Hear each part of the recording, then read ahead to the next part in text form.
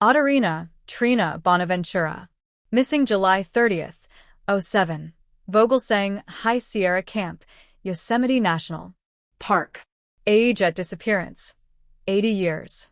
Add to Yosemite National Park missing cluster.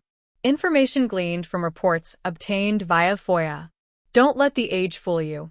Otterina Trina Bonaventura was a very active woman for 80 years young. She had traveled from her home in Indiana to Yosemite and joined a group that hiked into Vogelsang High Sierra Camp. The camp is a series of very small cabins with wood heaters at the base of a very rocky mountain. The cabins are set among a small outcropping of trees at an elevation of I0 feet. The camp sits adjacent to Fletcher Lake and has great views of the entire area of exposed granite. There are dozens of small lakes and ponds in the general region. On July 30th, Trina was with her group of hikers away from the primary camp when she decided to head back to check on food they had left behind. Hikers and campers are always concerned about their food storage at Yosemite because of the proliferation of black bears. When the group returned to the camp, they could not find Trina. A search of the route back and of the general area of the camp could not produce any evidence she was in the area. The National Park Service was contacted and advised of Trina's disappearance. On July 31st, there were 150 searchers working a grid pattern near the camp looking for Trina. There were several canine teams that were searching over the following 3 days. None of the teams found any scent. On August 5th through August 7, weather conditions turned bad for the searchers. Thunderstorms, heavy rain, and wind hammered the area of Vogelsang Camp and hindered all search attempts. In documents I reviewed for the story, via a Freedom of Information Act request, National Park Service representatives stated that they were searching a 100-square-mile area for Trina and were not having any luck of anything. They also stated that Trina was an experienced backpacker that sometimes had memory lapses. An August 15th article on the NWITimes.com website stated the following. The retired computer programmer worked out every morning at Omni 41 Fitness in Schererville, Indiana. This woman was in very good shape and was able to withstand harsh climates. The formal search for Trina ended in 7 days. On August 14th, the Associated Press ran an article stating the following. A ranger on routine patrol found Bonaventura's body around 5 p.m. Monday in a vegetated area beside a dry creek bed near Echelm Creek.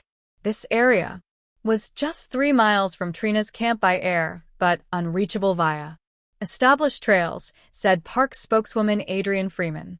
The previously mentioned NWITimes.com article also had the following. On Trina's body, rangers do not suspect homicide and they did not find any clear evidence of how she died. Summary. The statement in the Associated Press article about the ranger being on routine patrol in a dry creek bed miles from any trail. They are claiming he was on routine patrol. Really? This ranger just happened to be patrolling an area with no people around and happened to stumble onto Trina's body. Is that the insinuation? With the small staff that the National Park Service, NPS, claims to have, maybe they should stick a little closer to humanity and known trails. I doubt the story is correct. That ranger was in that area for some reason. The real question is why Trina's body was there. It seems unusual that an article would state that there doesn't appear to be a homicide in relation to Trina's body. It doesn't sound too sure. They also seem a bit unsure on how she died. I did an extensive search and cannot find any documents indicating if the coroner released the cause of death. The reports that were forwarded to us did not contain any cause of death. You would think that would be an important concluding fact to include in the reports. When you find a body, a review of relevant issues in this case, canines cannot find a scent. Weather turns bad and rain and thunderstorms hit the area. Searchers can find no evidence of her being in th area. She is found in a creek bed, normal for disappearances we have covered in the missing 411 books.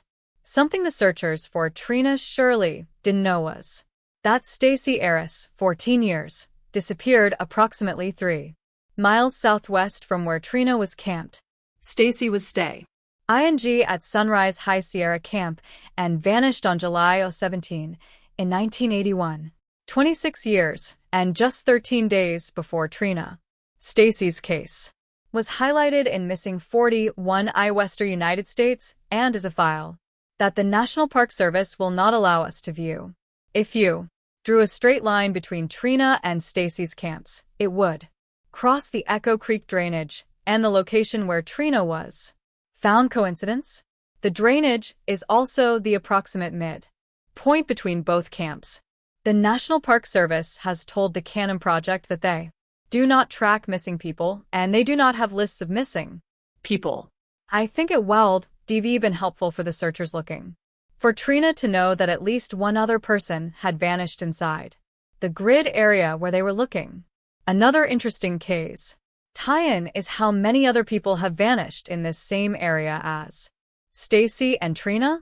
Again, the Park Service will not tell us who, what, where, why, and how many people have vanished in Yosemite until the public outcry starts and we demand accountability from the Park Service to ensure they are as accountable about people ing inside their system as they are about a roll of toilet paper. This secrecy will continue.